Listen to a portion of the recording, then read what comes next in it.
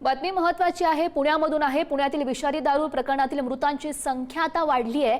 विषारी दारूमुळे आतापर्यंत 23 जणांचा मृत्यू झालाय। विषारी दारूमुळे मृतांची संख्या आणखी वाढण्याची शक्यता सुद्धा वर्तवली जाते आहे। विषारी दारूमुळे मृत्यू झालेल्यांच्या कुटुंबियांची रामदास आठवले यांनी भेट घेतली। रामदास आठवलेंकडून मृतांच्या कुटुंबियांचं सांत्वन करण्यात आलंय। मृतांच्या नातेवाईकांना तातडीनं कंत्राटी पद्धतीनं कामावर घ्यावं असंही आठवलेंनी म्हटलंय। दारूच्या हातभट्ट्या कायमस्वरूपी नेस्तनाबूत करण्याची वेळ आल्याचं सुद्धा आठवले म्हणतात।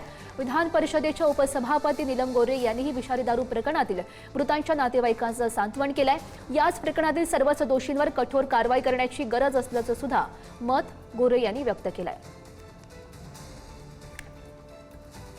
दारूच्या भट्ट्या सगळ्या बंद होणं आवश्यक आहे आणि अनेक वेळेला पोलिसांच्या मार्फत कारवाई होते, त्यांना पकडले जातं, पण पुन्हा ते रंगीत चालू होता। त्यामुळे अशा पद्धतीचे धंदे जे आहेत ते कायमस्वरूपी बंद होणं अत्यंत आवश्यक आहे। त्यांना नोकरी देण्याच्या संबंधामध्ये मी आयुक्तांशी बोललेलो आहे आणि अशा काही मुलांची यादी करून त्यांना कॉन्ट्रॅक्टमध्ये सुरुवातीला कामाला घ्यावं।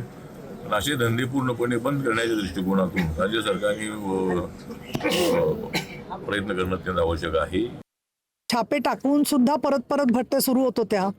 याच्याबद्दलची चौकशी होऊन त्याबद्दल योग्य ती कारवाई झाली पाहिजे।